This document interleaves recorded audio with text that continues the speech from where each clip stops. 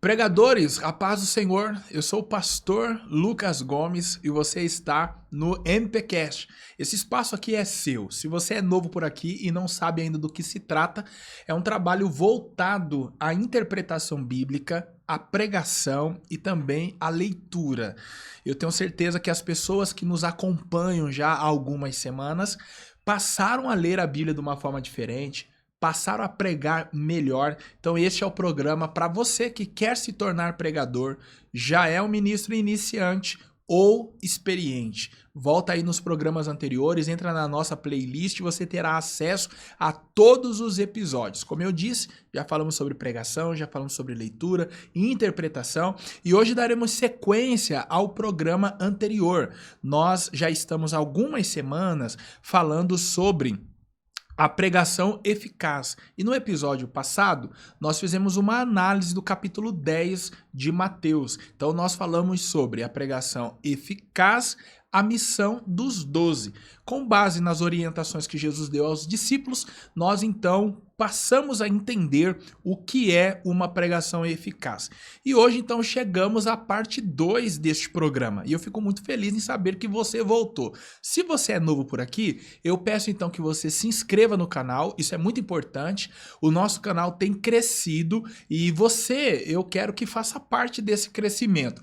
Se você já é inscrito no canal, não esquece de ativar o sininho. Isso é muito importante porque tudo que acontece aqui vai aparecer primeiro para você, com exclusividade. Também eu peço que você deixe o seu like, porque assim você mostra ao YouTube que o conteúdo é bom e pode aparecer a muitas pessoas. Olha só, eu quero te fazer um convite agora especial para você se tornar um parceiro MP. Como você poderá fazer isso? Se você tem um produto ou empresa e deseja divulgar neste espaço, eu quero conceder essa oportunidade para você. Quero colocar nessa tela aqui a sua logo, o seu produto e você então ganhar visibilidade e com isso cooperar com o crescimento deste trabalho. Se você não tem um produto ou empresa, mas você da mesma forma quer se tornar um parceiro, isso será possível, porque abaixo está um link para você acessar e realizar a sua oferta. Você pode contribuir com o crescimento e o desenvolvimento deste canal. Comigo está o Thiago Irapuá, mais uma vez. Se você é assíduo aqui, certamente você o conhece, mas eu quero que o Thiago se apresente para a gente dar início. E aí, Thiago, você já pode dar sequência na nossa pauta aí, Mateus capítulo 10, como nós estamos mais uma vez aprendendo a ministrar uma mensagem eficaz com base nas orientações que Jesus deu aos discípulos. Amém. Pai do Senhor Lucas, Pai do Senhor a todos que nos acompanham, que Deus abençoe a cada um de vocês, que seja mais um bate-papo para a glória de Deus, como tem sido todos os outros. Tenho a certeza que nós vamos aqui também aprender muito, eu tenho aprendido demais e tem sido enriquecedor para minha vida participar de cada episódio. Você que está nos acompanhando, saiba que nós estamos aqui conversando há algumas semanas já sobre pregação e esse último episódio que nós tivemos, da última semana, foi o episódio sobre pregação eficaz. E pensamos a pregação eficaz a partir do texto de Mateus capítulo 10. Então convido você que está aí na sua casa, que está nos acompanhando de onde você estiver, que abra a sua Bíblia, acompanhe o texto de Mateus capítulo 10, a partir do versículo 5. Nesse capítulo nós já falamos de alguns assuntos, já passamos por alguns tópicos do que precisa para uma pregação ser eficaz com base nessa instrução. Você que de repente não conhece, não é familiarizado, capítulo 10 de Mateus é o capítulo onde Cristo chama os 12 discípulos e os comissiona a irem entrando pelas aldeias e pregassem o evangelho, expulsassem demônios, e fizesse toda ali a obra missionária que eles tinham para fazer. E nesse capítulo ele dá algumas instruções para os discípulos e é sobre isso que nós estávamos pensando. A primeira instrução que Jesus dá é a instrução para que eles entrassem e fossem as ovelhas perdidas da casa de Israel. Ou seja, a primeira instrução é para que você mire em um público, comunique o evangelho, selecionando, sabendo qual público você está querendo alcançar. Segunda instrução, não é, que Cristo dá, ainda no capítulo 10, agora no versículo 7, é para que eles tivessem uma mensagem. Então Jesus diz: e indo, preguem que o reino de Deus é chegado, o reino dos céus é chegado. Essa mensagem é o que Jesus passa para que eles ministrassem. Ou seja, se você já tem um público, é importante também que você tenha uma mensagem. Terceira coisa, no versículo 8, Jesus os orienta a que estivessem convictos de qual era a missão deles. Então Jesus fala para que eles, indo por todos aqueles caminhos, que eles fizessem o que eles foram mandados para fazer. Então, terceira dica, terceira instrução a você, pregador: saiba qual é a sua missão. Quarta dica que nós vimos, quarta instrução que Cristo deixou aqui no capítulo 10, que está nos versículos 9 a 11, é para que você, pregador, descanse em Deus. Esse é aquele trecho conhecidíssimo, e nós falamos na semana passada por bastante tempo, que Jesus orienta eles que não levassem bolsa, não levassem ouro, não levassem prata, porque o próprio Deus supriria as necessidades deles. Então, descanse em Deus, pregador. Se Deus te comissionou, te enviou para pregar, pregue o evangelho sem medo, vá fazer a sua missão, sabendo que o Deus que te chamou, ele se responsabiliza. E agora nós vamos para o quinto ponto que a gente vai falar aqui hoje. Então, os 4 primeiros nós falamos na semana passada. Hoje nós vamos começar a partir desse quinto ponto, que está nos versículos 12 a 15. Convido você a acompanhar. Posso fazer a leitura aqui, Lucas? Fica à vontade, meu irmão. Então, eu estou com a tradução da Bíblia aqui, Nova Almeida Atualizada, NAA. Vou fazer a leitura dos versículos 9 a 12. Que diz assim, versículos 12 a 15, 9 a 12 foi o último. Agora vamos ler os versículos 12 a 15. Na minha tradução diz assim: ao entrarem em alguma casa, saúdem-na. Se a casa for digna, que a paz de vocês venha sobre ela. Se, porém, não for digna, a paz voltará para vocês. Se alguém não quiser recebê-los, nem ouvir as palavras de vocês, ao saírem daquela casa ou daquela cidade, sacudam o pó dos vossos pés. Em verdade lhes digo que haverá menos rigor para Sodoma e Gomorra no dia do juízo do que para essa cidade. Ô Lucas, primeira coisa, gostaria de ouvir sua explicação. O que Jesus quer falar aqui nesse versículo 15, versículo 12, perdão, quando ele fala sobre uma casa digna? Não é? Pelo menos pode parecer para quem está nos acompanhando que Jesus está dizendo assim, ó, existem casas que são dignas de você pregar o evangelho e outras que não. Mas o que quer dizer? Porque não soa muito bem com a mensagem de Cristo, né? A mensagem de Cristo ela é uma mensagem popular, ela é uma mensagem a todos. Mas aqui o texto está dizendo isso. Se a casa for digna, que a paz de vocês venha sobre ela. Se, porém, não for digna, a paz voltará para vocês. O que você entende desse versículo aí, meu irmão? Então, olha só. Nós terminamos o programa anterior e aí fica até um convite a você que está nos assistindo agora, ao terminar esse, voltar no programa anterior para você ver o assunto que nós levantamos polêmico. Eu confesso que nesses primeiros meses de MPcast não tenho como intenção ser polêmico. A intenção aqui primeiro é instruir. Todavia, não foi possível fugir da polêmica das ofertas aos pregadores, e não entramos no mérito se é correto pedir ou não, mas nós falamos da importância do amparo e do cuidado ao pregador e à sua família por parte da igreja. E este versículo, ele dá sequência nesse assunto, porque você muito bem falou. O que seria uma casa não digna, ou o que seria uma casa digna para um Jesus tão popular? E nós podemos perceber que o próprio texto nos traz as informações do que é ser digno e do que é ser uma casa indigna. Jesus enviou os discípulos sem bolsa, sem alforge, sem sandália, a princípio desprovidos de qualquer bem material, na certeza de que eles seriam amparados no lugar em que chegassem.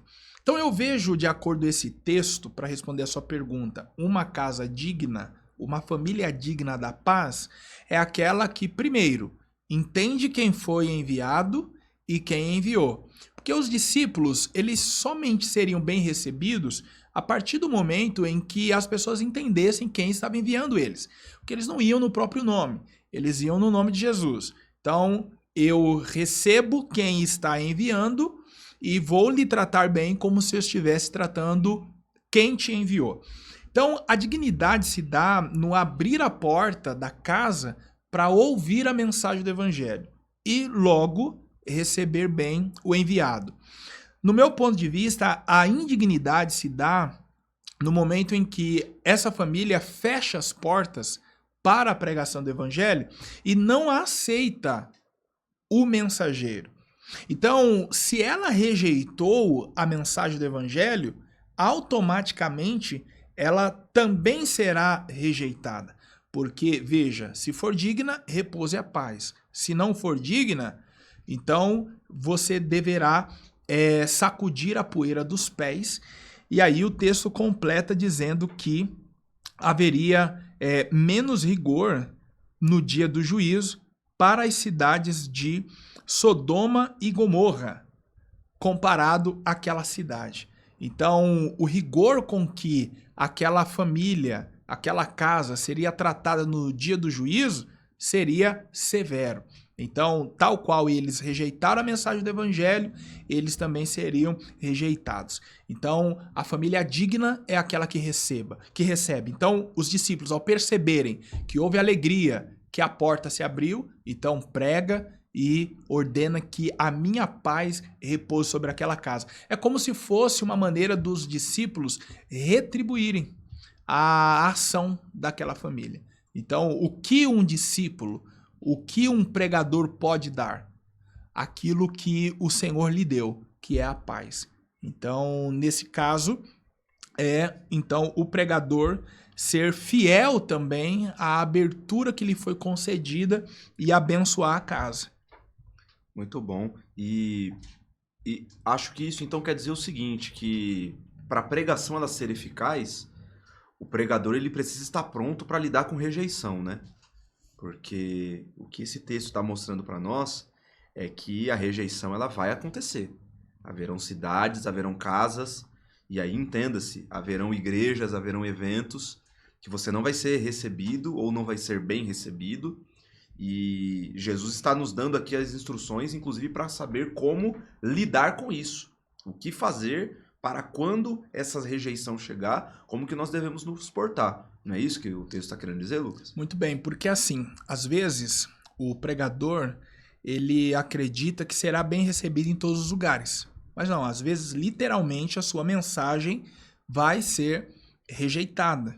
E às vezes essa rejeição virá assim no rosto. Então tem que estar pronto para ser rejeitado. E aí, olha que curioso, porque os discípulos lidavam muito bem com isso. Porque eles entendiam que não era eles quem estavam sendo rejeitados. Então, da mesma forma em que eu não devo receber os aplausos, porque eu estou em nome de alguém, eu estou em uma missão, eu também não devo me abater com a rejeição, com, de repente, as portas que podem se fechar, dada a mensagem que eu entreguei naquele lugar.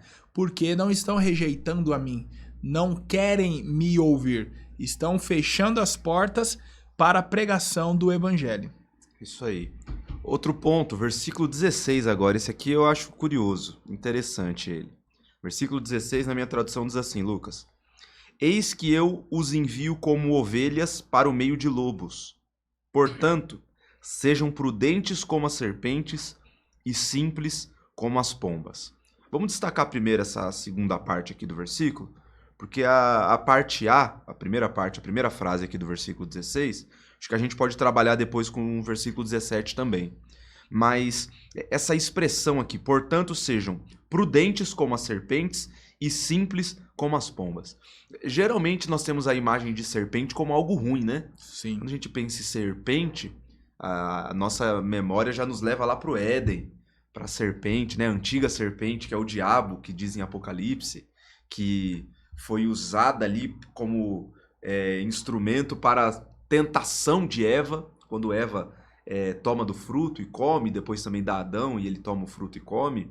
Então a gente tem a ideia de que serpente é coisa ruim. Sabe, as pessoas quando sonham com cobra, falam, sonhei com cobra, isso aí não é coisa boa.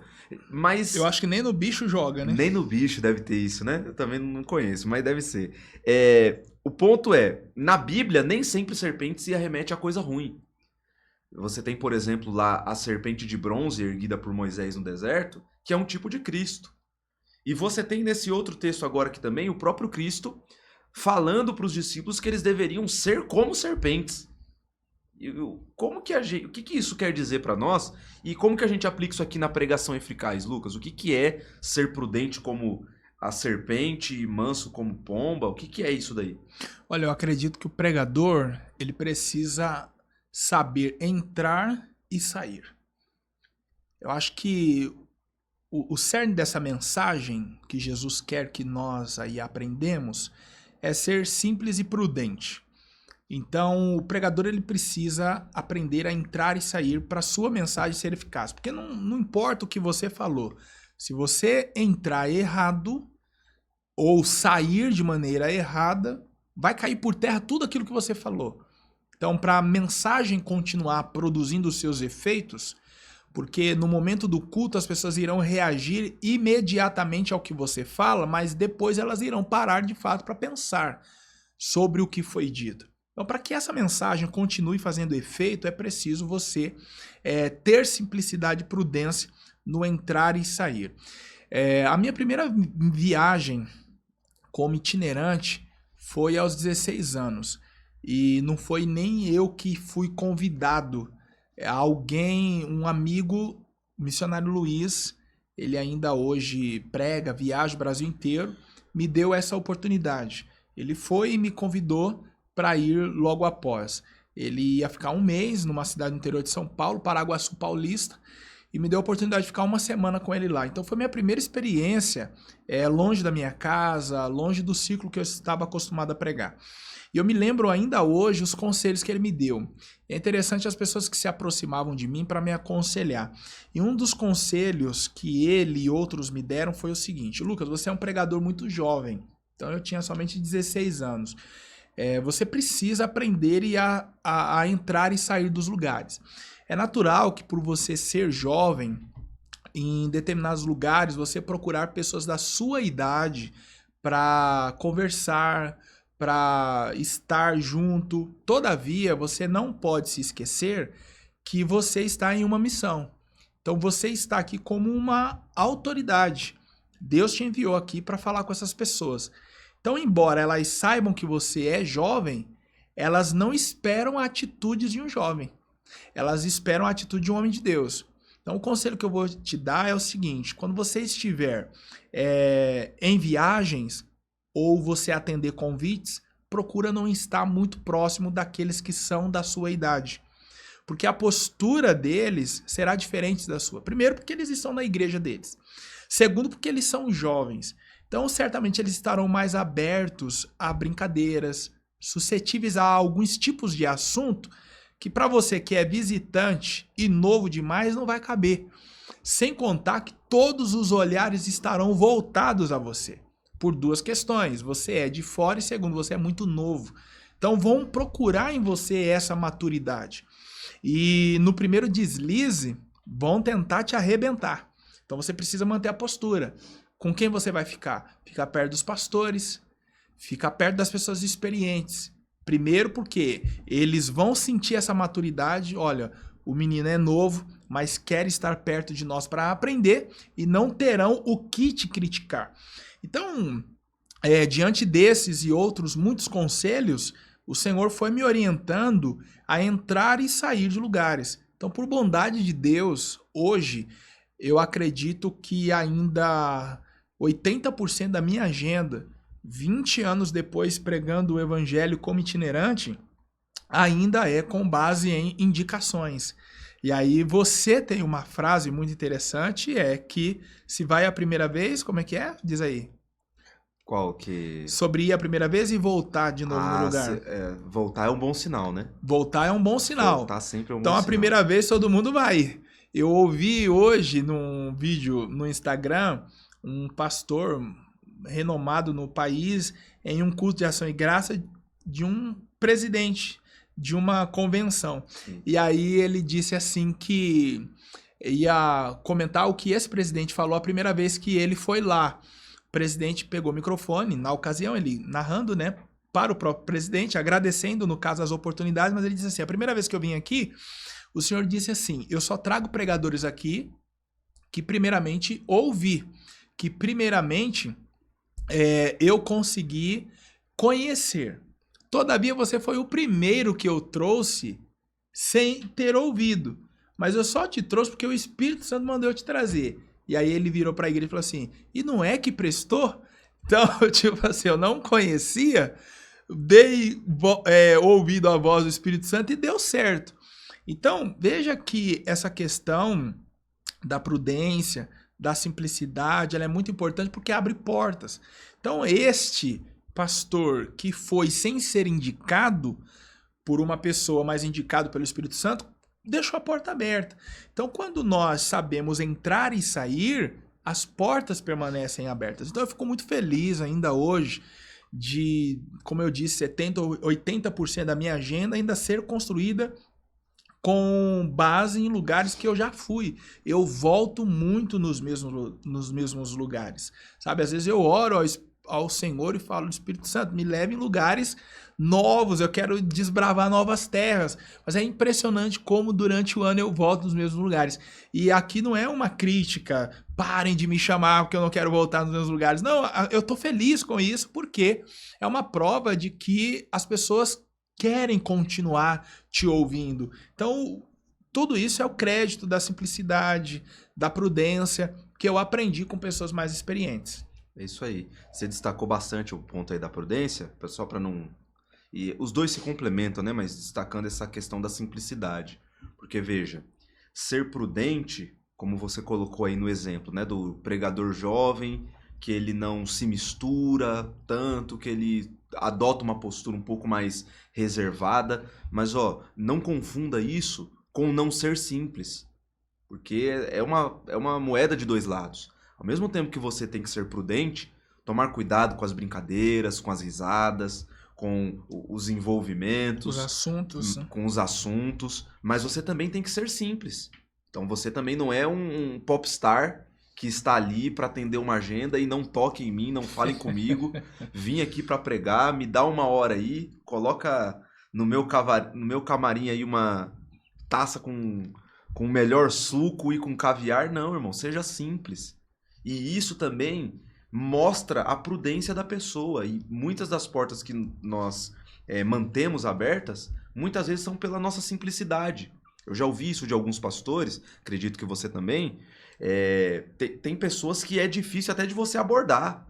Porque você vai falar com um camarada, não, fala lá com o meu assessor, e fala com o assessor do assessor. Não, irmão, você já tá ali falando com o pastor, custa nada você olhar. Deixa eu ver aqui. Dia tal, não tenho como ir porque tem compromisso na minha igreja, ou tem como ir, vamos fechar, vamos marcar, sem muitas exigências. Já falamos sobre isso e reiteramos. Você crê que é Deus que está te levando nesses lugares? Então, seja simples, o mais simples possível. Jesus adotava essa postura e não é à toa que nós somos cristãos, somos imitadores de Cristo. Devemos fazer exatamente isso, sermos prudentes como serpentes são e simples como pombas são. Eu sei que na nossa cultura, na nossa realidade, as pombas elas não são muito bem vistas, né? Porque é um animal completamente modificado do que era a pomba para o povo de Israel, lá na época da Bíblia. Mas entenda que ali, por incrível que pareça, a pomba simboliza pureza. A pomba simboliza um animal que ele é puro, ele é limpo. Então é isso que nós estamos falando, é isso que a palavra está dizendo quando ela fala, olha, seja como uma pomba, seja puro, seja limpo, seja íntegro e seja simples. Não precisa inventar muito, não precisa forçar a barra. Até nós que somos pregadores, acho que você vai concordar, Lucas, é chato quando você vê a pessoa montando um personagem. Tipo, você vê que o cara não é daquele jeito. Mas ele monta toda uma personalidade para chegar na igreja de um jeito tal e ele anda, tem toda uma performance. Irmão, seja simples, seja você mesmo, do jeito que você é. É assim que Deus quer te usar. Deus te escolheu porque você é desse jeito. E você é útil desse jeito. Então tenha certeza que a simplicidade e a prudência, ela continua não só abrindo portas, mas mantendo elas abertas, né? Muito bem. Vamos fazer uma pausa aqui. Isso não é muito comum no MPcast, mas faremos desta vez esta pausa porque é muito importante.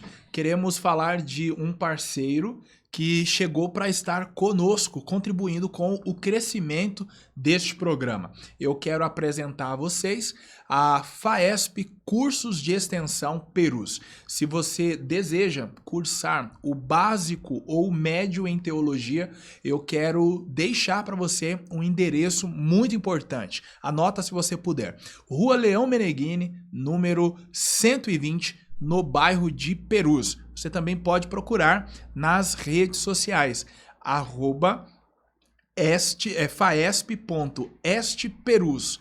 Vai aparecer para você aí também. Olha, o símbolo aparece aqui na tela, não confunda com outro. Cursos de Extensão Perus. Você poderá cursar o básico ou o médio em teologia. Toda segunda-feira, das 19h50 até as 22h30. Corre para fazer a sua matrícula, porque eu fiquei sabendo que este mês as vagas são limitadas. Todavia, haverá um desconto de 30% na primeira mensalidade para os ouvintes e aqueles que assistem ao MPcast. Então entre em contato com o pessoal da FAESP Cursos de Extensão Perus e informa que você assistiu e viu no MPcast e pode ter certeza que você vai ganhar um desconto sensacional para estudar o básico e o médio em teologia. Tiago, vamos voltar aqui então. Nós temos ainda alguns versículos para ler. Dessa vez nós temos aqui o versículo 17 ao 20, que nos falta fazer a análise. Eu irei ler para que as pessoas que estão acompanhando saibam em que parte nós estamos nos apoiando. E nos diz assim, Mateus capítulo 10, versículo 17 ao 20. Acautelai-vos dos homens, porque eles vos entregarão aos sinédrios e vos açoitarão nas suas sinagogas.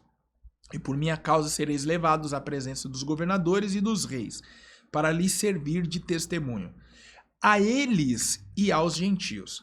Mas quando vos entregarem, não cuideis de como ou o que haveis de falar, porque naquela hora vos será dado o que haveis de dizer. Porque não sois vós que falais, mas o Espírito de vosso Pai é que fala em vós. Esse trecho ele é muito interessante porque Jesus ele vai mais fundo na questão dos desafios que os discípulos iriam encontrar. Logo nos primeiros versículos, ele fala sobre enviar os discípulos como ovelhas entre lobos. Nós falamos aqui a questão da rejeição, sobre alguma casa, algumas famílias fecharem as portas para a entrada do evangelho. Eles não deveriam se importar com isso, porque não seria eles que estavam sendo rejeitados, mas sim o próprio Senhor, pois era na autoridade deles que eles estavam indo. Todavia, agora, me parece que a régua subiu e agora eles vão encontrar uns problemas mais sérios. Então, eles deveriam aí se acautelar, se precaver dos homens, porque agora eles seriam perseguidos, eles seriam pegos, seria exigido deles que talvez aí dessem provas daquilo que estavam falando. E nós sabemos que a mensagem que eles tinham para entregar era a mensagem da ressurreição. E como nós já conhecemos a história depois do que Mateus aqui narrou, nós vimos que os discípulos eles foram presos, eles foram de fato aos sinédrios, eles foram interrogados. Na autoridade de quem vocês fazem essas coisas? Por que vocês estão falando deste homem que ressuscitou? E aí, pegando um link com o que Paulo disse aos Coríntios, para os judeus essa mensagem era um escândalo e para os gregos uma loucura. Então, assim, de frente aos dois públicos, eles enfrentariam problemas. Então, Tiago, eu passo a você para nos falar um pouco de que maneira você acredita aí nesse texto que pode haver uma mensagem eficaz diante das orientações que Jesus dava aos seus discípulos aqui. o Senhor queria transmitir a eles? Ele queria ir alarmar, ou ele queria trazer segurança? Como pregar de maneira eficaz com uma pressão dessa aqui? Olha, como anteriormente Cristo já havia dito, né? Nós falamos sobre isso aqui, que haverá rejeição, haverão problemas, haverão enfrentamentos. O que eu vejo nesse texto é agora Cristo dizendo que a pregação eficaz é a pregação da qual o próprio Espírito Santo ele se responsabiliza. A pregação eficaz é aquela que, como ele diz aqui no texto, fiquem tranquilos, porque quando vocês estiverem nesse cenário, é o próprio Espírito Santo que vai te lembrar o que você tem de falar.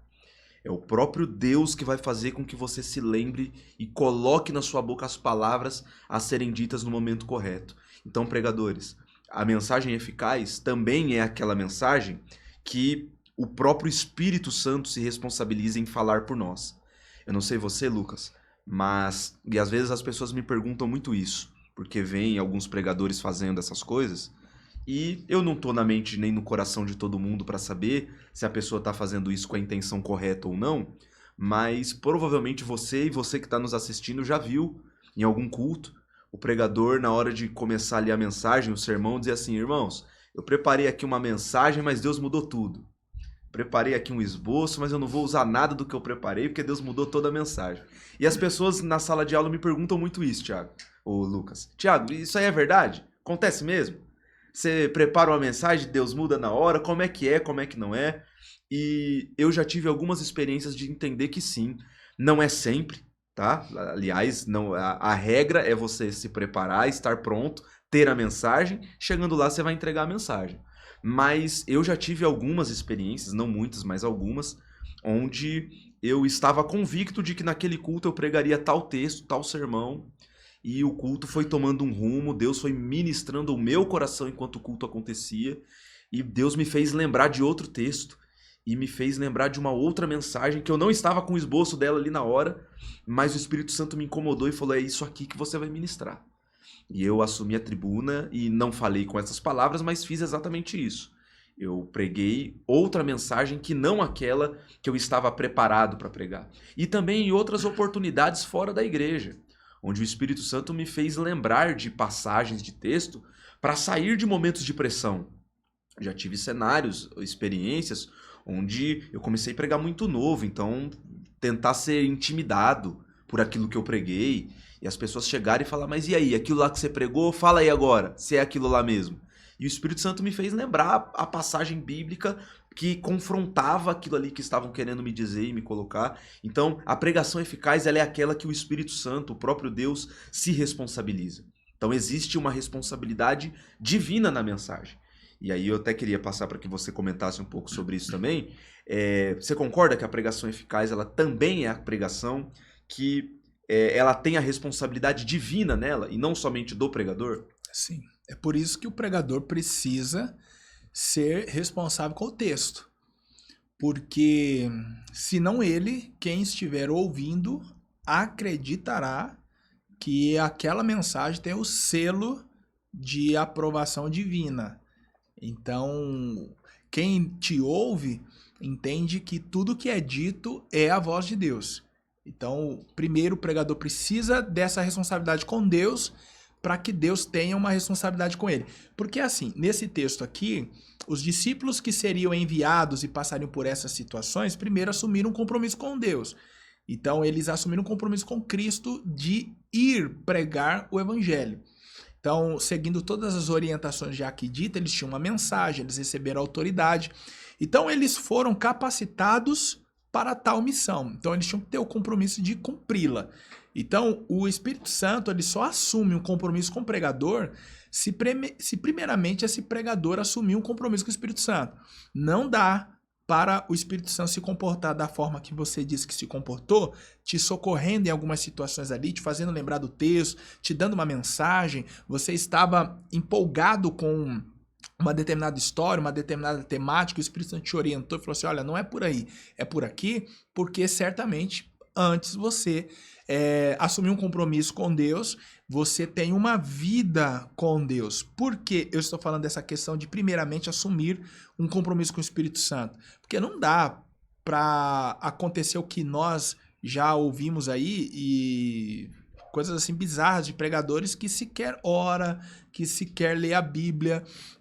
Justamente por ter um conhecimento, ele só abre a Bíblia e começa a pregar.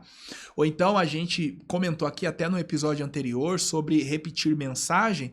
Quando a gente fala sobre repetir mensagem, nós não estamos falando de repetir mensagem de uma forma leviana, sem compromisso, desregrada, você ir para o mesmo público 10 vezes e pregar a mesma mensagem, ou você portar um único texto o mês inteiro, e ainda que você pregue em 20 igrejas diferentes, você levar a mesma mensagem nessas 20 igrejas. Não, não é dessa forma. A única coisa que a gente quer dizer com isso é que o esboço ele não é descartável, que você pode reutilizá-lo. Todavia, é necessário você assumir um compromisso com Deus, um compromisso na oração, um compromisso no jejum, um compromisso com os seus estudos, através da palavra de Deus, porque aí sim o Espírito Santo assumirá um compromisso com você. Aquilo que você falar, o Espírito Santo vai se responsabilizar. E aí, Tiago, falando sobre essa questão do compromisso, eu acho que já compartilhei aqui, porque a gente fala em tantos lugares e acaba se esquecendo onde falou. Mas se você já viu isso aqui no MPcast, por favor, ouça novamente. Eu ministrei numa igreja e a mensagem era em Atos capítulo 4, no texto onde os discípulos voltam para casa e compartilha ali as ameaças que eles sofreram após terem sido usados por Deus para levantar o coxo que ficava na porta do templo. E aí, após Pedro e João compartilharem das ameaças, os irmãos se reuniram e começaram a orar, a ponto do lugar estremecer. E o teor da oração foi a seguinte: Senhor, concede ousadia aos teus servos. Ou seja, a mensagem era: nós não vamos parar. Houve ameaça, eles foram presos, todavia não vamos parar. Então, concede aos teus servos autoridade. Então, assim, se eles falaram com autoridade diante do Sinédrio, imagine o que a igreja não estava querendo. Que eles tivessem mais ousadia, mais graça. E aí a oração foi: concede autoridade para que os teus servos preguem a tua palavra, enquanto estendes as mãos para curar. Eu parei nesse texto, ele inflamou meu coração, porque é o que eu entendi. A igreja queria que enquanto os ministros pregassem a palavra, Deus curasse. Então a mensagem acontecendo e o Senhor curando. E aí eu levei isso para aquela noite, era um curso de missões, preguei sobre esse texto e no final eu estava impulsionado para que aquilo acontecesse. Falei assim: eu vou profetizar curas aqui. Então o que o texto diz? Que enquanto eu prego, o Senhor cura. E aí eu comecei a ministrar a cura e eu estava convicto de que o Senhor iria curar naquela noite. E eu orei ao Senhor dizendo, foi a primeira vez que eu orei assim: Senhor, toca nos ossos, toca no sangue, toca nos rins. E eu fui falando os órgãos que eu gostaria que o Senhor tocasse naquele momento para haver cura. E a igreja começou a corresponder positivamente àquela oração, porque eu encerrei a mensagem com essa oração, não pedi nem aos irmãos para se levantarem. E aí, ao terminar, eu fiz o apelo, algumas pessoas se converteram a Cristo. Todavia, ninguém se manifestou para dizer eu fui curado, ou me procurou no final do culto. E isso me tocou bastante, porque eu voltei para casa chateado. Foi um dia que eu voltei triste, porque eu estava convicto que o Senhor iria curar. E aí se passaram 3 meses, isso foi mais ou menos no mês de julho, naquele ano. Quando foi em setembro, o pastor me chamou novamente para o mesmo culto de missões. E eu estava no púlpito revisando a minha mensagem. Eu tenho o hábito de fazer isso, de ficar revisando o meu esboço, preocupado se vou esquecer e tudo mais. Quando de repente uma irmã, eu me lembro dela perfeitamente, recebeu a oportunidade e ela começou a testemunhar, dizendo que já há meses estava com uma inflamação, uma dor no joelho, e já tinha feito algumas sessões de fisioterapia, e aí repetiu essas sessões quando o médico então orientou que ela fizesse uma 3ª sessão. E aí quem já fez fisioterapia sabe que quando a gente fala de sessão não é uma única, é um conjunto, né? Então 3 sessões que precisa, 10, então nessas ocasiões. E ela já ia para a 3ª de um conjunto de sessões, e ela disse assim: Senhor, eu não vou mais. Eu cansei disso. E aí ela disse que foi ao culto e aí ela usou essas palavras: há mais ou menos 3 meses atrás. Eu estava em um culto de missões. E ela disse assim: eu estava sentada ali e eu não conseguia me levantar. De tanta dor no meu joelho. Estava travado. Quando quem aqui pregava parou e disse assim: Deus toca nos ossos. Aí eu olhei e pensei assim, bom, 3 meses era eu que estava aqui, quem orou dessa forma fui eu. Ela disse assim, Senhor, toca nos ossos. E quando disse, toca nos ossos, eu senti na hora uma pressão no meu joelho e ele destravou na hora e parou de doer. Fazem 3 meses que eu não sinto mais nada. Jesus me curou. Então assim, por que que o Espírito Santo se responsabilizou sobre aquilo que eu estava falando? Porque antes nós tivemos um encontro. Então eu estava no altar ali totalmente comprometido com Deus, a ponto de ter saído chateado. Porque o que estava convicto que aconteceria, para mim não tinha acontecido. Mas Deus foi tão fiel que 3 meses depois me permitiu voltar lá para ter acesso a esse testemunho. Foi edificante. Então, aqui nesse texto, o Senhor disse, vocês vão, não se preocupem com o que vocês terão que falar, porque eu vou me responsabilizar. Então, eu vou falar na boca de vocês. Então, o que pareceu ser ali somente uma fala pessoal, era o próprio Deus ordenando a cura daquela mulher. E é sempre assim. As pessoas confundem muito, por exemplo, a passagem do profeta Elias, quando ele surge, né? Dizendo que não choveria, se não segundo a palavra dele. E aí as pessoas ouvem aquilo, leem aquele texto e dizem, ó, Elias é desses deterministas, né? O cara fala que segundo a palavra dele acontece, mas se esquecem que há um detalhe ali naquele primeiro versículo que Elias declara, né? Vive o Senhor eternamente, cujo perante a face eu estou. E ainda dizem assim, Deus assinou embaixo. Deus assinou embaixo, não, irmão. É que o que Elias estava falando era porque ele já teve um encontro com Deus antes. Ele está dizendo, eu estou diante de Deus para falar o que eu estou falando. E aí, quando nós falamos diante de Deus, aí a responsabilidade é dele, não é nossa. Porque não somos nós que fazemos, né? É Deus que o faz. E eu concordo exatamente com isso. Deus não se responsabiliza por irresponsáveis, né? Deus não se compromete com descomprometidos. Agora, com aqueles que estão comprometidos com a sua palavra, com a sua pessoa, aqueles que são responsáveis, Deus ele se responsabiliza, irmão. Então, a pregação eficaz, ela é responsabilizada pelo próprio Deus. Outro texto, posso ler aqui? Olha, eu vou pedir a você para ler o capítulo 10 de Mateus, de 24 a 25, pode ser? 24 a 25, bora, vamos lá. Vai. Na minha tradução diz assim, 24. O discípulo não está acima do seu mestre, nem o servo está acima do seu senhor.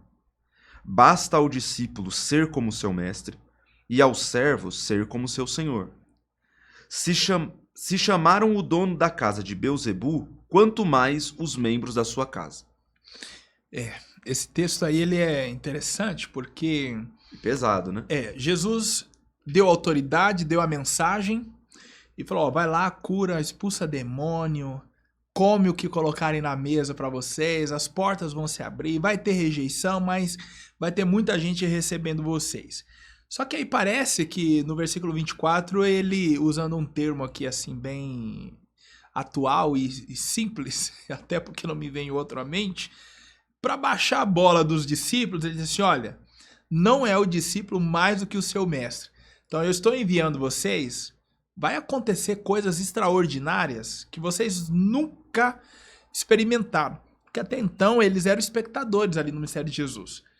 Viram Jesus expulsar a legião do jovem Gadara, viram Jesus curar, libertar, mas eles estavam ali dando um suporte, eles eram o apoio. Agora eles iriam viver isso. Imagina o que não passou na cabeça dos discípulos, e até nós vimos no texto eles voltando dessa missão, felizes, alegres, e aí mais uma vez Jesus para baixar essa bola, olha, vamos se acalmar, não se alegre pelo que aconteceu, se alegre pelo nome que está escrito no livro da vida. Então assim, vocês ainda não viram tudo, mais do que isso é ter a salvação garantida. Então eu me coloco no lugar dos discípulos, estendendo a mão e vendo os demônios saírem, estendendo as mãos e, poxa, agora esse poder está em mim, esse poder está comigo. Então, a chance talvez desses discípulos não voltarem era grande. E aí Jesus já advertiu, não é o discípulo mais do que o seu mestre. Então vai lá, faz o que eu estou dizendo, mas volta. Você continua discípulo. E aqui está um dos grandes problemas de muitos pregadores que conhecem a Bíblia, têm uma boa aplicação do texto, respeitam ali a igreja, entregam uma mensagem séria. Todavia, eles foram, mas não voltaram. São pregadores que não têm endereço. São pregadores que do dia para a noite deixaram a condição de discípulo e simplesmente viraram mestre. Só que aqui, veja, eles saíram para curar, libertar, transformaram a vida de pessoas, pregaram uma mensagem poderosa, mas eles tinham que entender uma coisa: vocês continuam sendo discípulos. E aí, com isso, pregador, não importa aonde você vá, você precisa ter um endereço. Você precisa ter um lugar para ceiar, precisa ter um lugar para entregar dízimo. E aí fica aqui uma palavra para você, pregador, que só recebe, mas não dá. Os sacerdotes, eles recebiam dízimo dos dízimos. O que isso queria dizer? Que os levitas recebiam os dízimos do povo e os levitas também davam dízimo aos sacerdotes. Quando eu li isso, eu fiquei impactado. Então você que é pregador também tem que ter um lugar para dizimar, tem que ter um lugar para ceiar. E você tem que ter alguém para você se colocar aos pés e aprender. Então, você tem um lugar que você participa do culto de ensino, que você participa da EBD, tá, dependendo da agenda não dá para participar da EBD, mas tem um lugar que você se assenta e diz assim, olha, aquele dali é meu mestre, é aquele dali que eu quero aprender. Então assim, não importa, a gente quer terminar dessa forma, dando esse conselho a você, não importa onde você pregue, não importa o quão eficaz você ministre, se você não tem um mestre, você tem um problema, isso sim. Exato, cara. E é muito interessante isso porque fala sobre o coração das pessoas, né? O coração de não ser discípulo. Porque enquanto você fala, por exemplo, né? A gente sempre tenta imaginar o melhor das pessoas, né? O melhor cenário. Mas a gente sabe, por conhecer, que muitas pessoas elas não frequentam a EBD, por exemplo, da sua igreja, e elas culpam a agenda. Mas é aquela agenda que, na verdade, se você chamasse ele para dar aula na EBD, ele arrumava a vaga. Mas para ele sentar para ouvir, ele não tem dá espaço tempo. Na agenda. Se você chamar ele para estar no culto de doutrina da igreja, para ele trazer a palavra, ele dá um jeito. Ele aparece. Agora, para ele só ir para o culto de ensino, só sentar lá e aprender, não dá. Então, Jesus está confrontando isso. Jesus está confrontando veementemente essa ideia de que você vai e faz, e vai fazendo, e vai fazendo, e vai fazendo. Não, é isso aí. O discípulo ele nunca vai estar acima do seu mestre. E se Jesus, que era Jesus, ia e voltava, se Jesus, que era Jesus, ia e tornava, e ia para a sinagoga, frequentava, ouvia, estudava, se retirava para orar, Jesus, que era Jesus, fazia isso. Então, acho que é importante a gente aprender com o nosso mestre esse exemplo, né? Exato, porque o mestre é ele quem vai te abrir as portas. E aí, quando eu falo sobre isso, eu me lembro do Eliseu, quando falaram dele para Josafá. Quem já era Eliseu na altura daquele campeonato? Já era um profeta reconhecidíssimo. Todavia, ainda existia pessoas que não sabiam da sua existência. E só deram a oportunidade para o Eliseu profetizar porque ele deitou água nas mãos do profeta Elias. Então, quando se soube que ali perto tinha um homem tão íntimo de Elias, porque aqui tudo indica, então não era qualquer pessoa que deitava água nas mãos de um profeta, não, manda chamar. Porque se ele tinha esse grau de intimidade com o profeta, ele também é homem de Deus. Até porque profeta não vai andar com quem não é profeta. Então o homem de Deus não vai andar com quem não é homem de Deus. Então manda chamar, queremos ouvi-lo. Então se Eliseu não tivesse um mestre, então é tão importante isso porque às vezes portas podem se abrir dado o lugar que você congrega, o pastor que você tem, é pastoreado por fulano, então é de respeito, reverencia a palavra, vamos ouvir. Então, às vezes, a pessoa nunca te ouviu, mas dado o lugar que você aprende, não, manda chamar que a escola é boa, então vamos se assentar para ouvir. Então, exatamente. O lugar mais alto que o discípulo pode chegar é o lugar do mestre. Ele não vai passar. E isso basta, né? Que é o que ele fala no versículo 25. Basta ao discípulo ser como seu mestre. Então, basta aqui, o significado é assim, é o suficiente. Isso é o suficiente, não precisa de mais nada. Se você estiver debaixo ali da orientação do seu líder, do seu mestre, isso é o suficiente. Basta ser como seu mestre, você não precisa ir além, você não precisa ser mais. Para um discípulo, ser como mestre é o bastante, é o suficiente. E é isso que Jesus está apontando aqui e que nós devemos aprender. Quer que a sua pregação seja eficaz? Aprenda que você não é maior que ninguém, que você é subalterno, que você é submisso, que você está debaixo de uma igreja, de uma liderança. Isso acontece muito, né, Lucas? O Lucas comentou isso, eu lembro. A igreja onde eu congrego mesmo, ali na região de Francisco Morato, é uma igreja muito conhecida pelo meu pastor presidente, né? Então, até a igreja que eu congrego é um ministério pequeno, que surgiu em 1997, e o meu pastor presidente, fundador, é o pastor Paulo Sérgio, e, assim, por muitos anos, ele fazia um trabalho de vigília, de culto nos lares. Então, assim, ele ficou mais conhecido que a própria igreja por muito tempo, que o nome da igreja, a denominação.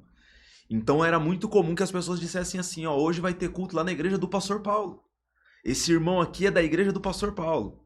Então, até que o pessoal entendesse que a igreja tinha um nome, né, e ficasse mais comum em outras congregações também, Assembleia de Deus, Ministério Vila Guilherme, hoje acontece o quê? Que eu já tive experiência, Lucas, eu sou de Francisco Morato. Eu fui pregar uma vez em Itapevi. Itapevi era Carapicuíba, uma dessas cidades ali que são próximas, né? Era uma igreja presbiteriana renovada. E assim, eu não conhecia ninguém lá, cara. E eu tava muito longe da minha casa e da minha igreja. E aí eu tô lá, o irmão que me convidou me conheceu em uma outra igreja, fui lá pregar e eu não conhecia o pastor da igreja. Durante o culto, o pastor da igreja tá ali conversando comigo. Como que é seu nome mesmo? Eu, Tiago. De onde você é? Francisco Morato. Que igreja? Eu, Assembleia de Deus, Ministério Vila Guilherme. Ele, não, amém, irmão. Fica à vontade e tal. Foi passando o tempo, aí ele foi puxando assunto. Ele, Morato, eu já morei em Morato. Aí eu, é mesmo? Ele, eu morei ali na região tal lugar. Aí ele, essa sua igreja aí é onde? Eu falei, fica em tal bairro. Aí ele, tal bairro? Quem que é seu pastor? Eu falei, o pastor Paulo. O pastor Paulo que fazia as vigílias? Eu, rapaz, o pastor Paulo é meu amigo. Eu tô do outro lado do estado e o nome do meu pastor tá sendo respeitado. O nome do meu pastor é conhecido. O meu pastor presidente, ele é o líder sobre mim, e se eu já estava ali com liberdade para pregar, se eu já estava ali debaixo de uma autoridade de Deus para pregar, daquele momento em diante, então, virei amigo pessoal do pastor, porque ele era amigo do meu pastor presidente. Então, é muito importante isso, pregador, que você tenha liderança, que você tenha escola, que você tenha casa, endereço, como o nosso irmão Lucas falou, porque isso, inclusive, vai te livrar de muitos problemas, viu? E isso, inclusive, vai te livrar de muitos problemas. Quem assistiu o episódio anterior deve ter visto a história que o Lucas contou, né? De uma igreja onde ele precisou apelar para a liderança. Então, se você apela para a liderança e se essa liderança é conhecida de você, você poupa, inclusive, de passar por muitos perrengues. Você poupa de passar por muitos apertos que às vezes as pessoas passam simplesmente porque elas são aventureiras. Elas são carreira solo, e aí ela aprende a pregar, sai pregando, cria lá um banner na rede social, Ministério Tiago Irapuá. Então o cara virou o próprio ministério dele mesmo. Entendeu? Ele não tem uma igreja que responde por ele. Ele é o próprio ministério dele mesmo. Exato. É curioso isso. Ele é o ministério. Ele é o ministério dele. Então, exato. Então Eu nunca pensei nisso. Ele não tem a quem responder. Ele não tem a quem se portar, a quem prestar contas. Encerro a minha fala aqui, Lucas. Que eu lembrei disso aqui agora. Desceu do céu, hein? Meu Como os Deus. irmãos falam. Manda. Quando eu estava me preparando a primeira vez para dar aula de evangelismo e discipulado, eu comecei a notar que nas viagens missionárias do apóstolo Paulo, nas 3 viagens, as 3 viagens que o apóstolo Paulo faz, ele faz enviado pela igreja de Antioquia. Então ele não vai porque ele quis ir. Ele vai porque Deus mandou que ele fosse e porque a igreja enviou ele. A igreja falou, Paulo, ó, você vai para esse lugar aqui. Paulo, você agora vai para esse lugar. E outra coisa, sempre que ele encerrava a missão, ele voltava para a igreja de Antioquia para prestar conta. Paulo prestava conta de tudo que ele fazia, de todos os lugares que ele passava, de cada igreja que ele abriu, de cada crente que ele ganhou, ele tinha que prestar conta. Hoje os irmãos não querem nem falar pro pastor que vai sair tal dia para ir pregar, que recebeu o convite. Não quer nem avisar, quanto mais pedir, né? E aí a gente olha o apóstolo Paulo prestando conta e sendo enviado. Então, pregador, é isso que nós estamos vendo aqui em Mateus capítulo 10 também. Você não é maior que seu mestre. Olha, Thiago, assim, você levantou um assunto aí que eu vou ser obrigado a esticar, tá? Já de antemão aqui eu peço perdão por causa do nosso horário. Mas assim, você falou sobre essa questão de ter agenda no comunicar. Quero compartilhar aqui uma experiência com as pessoas que nos assistem. Como é um programa voltado a pregadores, eu acredito que isso era importante. Eu comecei a pregar aos 9 anos. Aos 16, eu comecei a atender as primeiras agendas distante do meu bairro. Como eu falei, foi também a minha primeira viagem para o interior de São Paulo. Então já se passaram 20 anos. Nem eu tô acreditando, mas já se passaram 20 anos. E nesse período, eu não me lembro um ano sequer. Então, de 20, eu não me lembro um ano que eu tenha passado dentro da igreja somente como itinerante. Ao longo desses 20 anos, eu atendi a igreja do lado de fora. Então, eu posso dizer assim que eu atendi o reino e eu atendi a minha igreja local. Então, eu, ao longo desses 20 anos, trabalhei como coordenador de mocidade, professor de escola dominical, superintendente, trabalhei com um culto de missões, auxiliei na porta, até uns bicos de regente eu fiz, certo? Hoje, qual a minha situação? Eu sou coordenador da mocidade, eu sou coordenador da Umadeb Perus. Inclusive, segue a galera aí no Instagram também, por favor, @umadebsp.perus. Coordeno essa mocidade maravilhosa. Então, coordeno coordenadores de jovens. Sou superintendente da Escola Bíblica Dominical, dou aula.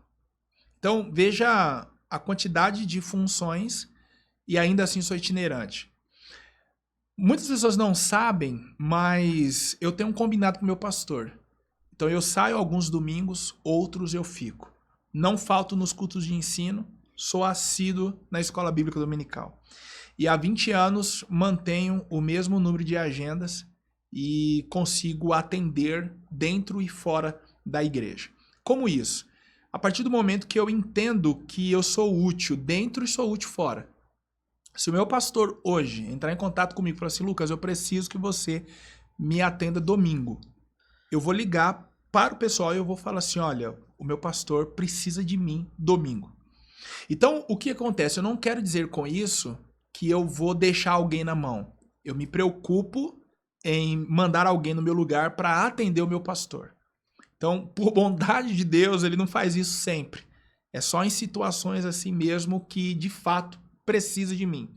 Então, eu quero dizer que eu já cheguei a entrar em contato com os irmãos e falar assim, olha, eu não posso ir, porque o meu pastor precisa de mim. Por que que eu já fiz isso? E eu voltaria a fazer? Porque o meu pastor é quem me dá o aval, é quem me abençoa. E muitas vezes ele chegou para mim e falou assim, Lucas, ligaram para mim pedir referências suas. Então, se eu não tiver uma casa, se eu não respeitar o lugar que eu estou, se dentro do possível eu não reverenciar essa pessoa, e aí, obviamente, alguém pode falar, mas a gente reverencia somente a Deus. Eu estou dizendo na questão do respeito. Se nós não respeitarmos o pastor da igreja, você não vai ter porta aberta em lugar nenhum. Aí o melhor caminho vai ser esse. Pô, logo o Ministério Lucas Gomes. O ministério é você e acabou. Porque você não vai ter o apoio de ninguém. Então, por bondade de Deus, cheguei aonde cheguei, trabalhando dentro da igreja local. Sempre, muito, muito, por bondade de Deus. E o Senhor nunca me desamparou. Eu já cheguei a orar do lado do microfone dizendo assim, Senhor, essa semana aqui eu tô sem agenda nenhuma. A época que eu vivia somente do altar. Senhor, hoje eu não tenho agenda. Pai, me dá uma agenda esse dia, me dá agenda outro dia. E eu terminar a oração e o telefone tocar. Eu levantar da oração e uma mensagem no WhatsApp. Lucas, vem pregar domingo na minha igreja. Lucas, vem pregar quinta-feira na minha igreja. Lucas, vem pregar sexta-feira na minha igreja. Então, eu estou falando de um Deus que honra quando você honra a obra dele. Glória a Deus. Tá bom, meu amigo? Bom, eu quero encerrar esse programa falando de novo da FAESP Cursos de Extensão Perus. Se você estava acompanhando o programa, não prestou atenção, ou você chegou agora no final, eu quero falar para você da FAESP Cursos de Extensão Perus. Se você deseja estudar o básico ou o médio em teologia, essa é a sua oportunidade. Anota o endereço, por favor. Rua Leão Meneghini, número 120, Perus. Tem fácil acesso pela Rodovia dos Bandeirantes, pelo Rodoanel. Eu tenho certeza que você conseguirá chegar até essa escola. Você estuda o básico em teologia durante 1 ano e meio e o médio durante 1 ano. No básico você estuda 16 matérias e no médio 10 matérias. Professores qualificados, toda segunda-feira e também aos sábados. Segunda-feira das 19h50 até as 22h30 e aos sábados das 9 ao meio-dia. Entre em contato, eles estão este mês com uma promoção imperdível para os ouvintes e aqueles que assistem ao MPcast, 30% de desconto, tanto para matrículas no básico quanto no médio. Mas corre porque é limitada as matrículas. Eu tenho certeza que tem lugar para você. Tiago, muito obrigado mais uma vez. Eu que agradeço, meu irmão. Deus abençoe. Pessoal que nos acompanhou mais uma vez, foi muito bom e espero que tenha sido para os irmãos também. Muito obrigado. Bom, vamos nos despedir ali naquela câmera. Deus abençoe você. Peço que se inscreva no canal, também deixe o seu like, compartilhe esse vídeo com mais pessoas. Deus abençoe você. Obrigado. Deus abençoe.